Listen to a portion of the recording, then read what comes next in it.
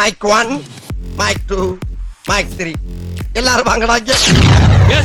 இதுல ஒண்ணும் குறைச்சல. Tamil Nadu theatre owners காட்டில் மழைன்னு தான் சொல்லி ஆகணும். ஏன்னா நம்ம தமிழ் படங்களில் ஒன்றும் கூட உருப்படியாக வர மாட்டேங்குது. லாஸ்ட்டாக அயலானும் கேப்டன் மில்லரும் வந்துச்சு, ஓரளவுக்கு டீசெண்டாக பெர்ஃபார்ம் பண்ணிருச்சு அந்த பொங்கல் ஹாலிடேஸில். அதுக்கப்புறம் பார்த்தீங்கன்னா வேற எந்த படமே வந்து பெருசாக வந்து வசூலே பண்ணல. இந்த டைமில் தான் மலையாள சினிமா பெரிய லெவலில் ஹெல்ப் பண்ணுச்சு. பிரேமலு, மஞ்சுமேல் பாய்ஸ், அதுக்கப்புறம் ஆவேசம், கண்டிப்பாக இந்த படம் நல்லா ஓடும். இது போக வருஷங்களுக்கு சேஷம்னு இன்னொரு படம் வேற இருக்கு, அது எப்படி இருக்குன்னு தெரியல. ஆவேசம் படத்தோட ரிவ்யூ பார்க்கறதுக்கு முன்னாடி இந்த வீடியோக்கு லைக் பண்ணிட்டு நம்ம சேனலை சப்ஸ்கிரைப் பண்ணிக்கோங்க.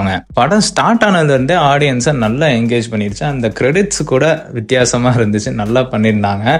அண்ட் அதுக்கப்புறம் பார்த்தீங்கன்னா மியூசிக் வந்து ரொம்பவே சூப்பராக இருந்துச்சு, நல்லா வந்து ஒரு பெப்பியாக போட்டிருந்தாங்க.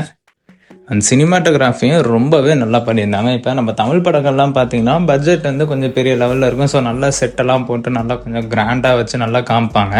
பட் இங்கே வந்து பட்ஜெட் கம்மிங்கிறதுனால அவங்கள்ட்ட என்ன இருக்கோ அதை வந்து 200% நல்லா காமிச்சிடுறாங்க. அதுதான் மலையாள சினிமாவுக்கு வந்து ஒரு பெரிய ப்ளஸ்ஸாக அமையுது. ஓகே, இப்போ ஸ்டோரியோட அவுட்லுக் பார்த்தீங்கன்னா ஒரு 3 பசங்க, காலேஜ் படிக்கிற பசங்க, அங்கே சீனியர்ஸ் வந்து அடிச்சிடறாங்க. ஸோ ஒரு லோக்கல் தாதாவோட ஃப்ரெண்ட்ஷிப் வச்சுக்கிட்டு அவங்கள திருப்பி ரிவெஞ்ச் எடுக்கணும்னு பிளான் பண்ணுறாங்க. ஸோ அதை தேடி அலையும் போது தான் ஃபஹத் ஃபாசில் மாட்டுறாரு. அதை வச்சு நல்லா என்ஜாய் பண்ணிட்டு நல்லா ரிவெஞ்ச் எடுத்துட்டு கெத்தா சுத்துறாங்க. அதுக்கப்புறம் படிச்சாகணுமே அப்படின்னு வரும்போது ஃபஹத் ஃபாசில் கிட்ட இவங்க மாட்டிக்கிட்ட மாதிரி கதையை கொண்டு போயிருப்பாங்க. ரொம்பவே நல்லா இருந்துச்சு. அண்ட் கிளைமேக்ஸ் வந்து நல்ல டிஃப்ரெண்டாகவும் சூப்பராகவும் இருந்துச்சு. ஃபஹத் ஃபாசில் வந்து ஒரு படத்துல இருக்காரு அப்படின்னா கண்டிப்பா அந்த படம் ஓடிடும் போல. ஏன்னா இவர் கரெக்டா நல்லா அந்த ரோலை பார்த்து தான் சூஸ் பண்றாரு. அண்ட் இவர் வந்து அந்த ரோலுக்கு எப்படி ஜஸ்டிஃபை பண்ண முடியுமோ அந்த அளவுக்கு சூப்பரா பண்ணிடுறாரு.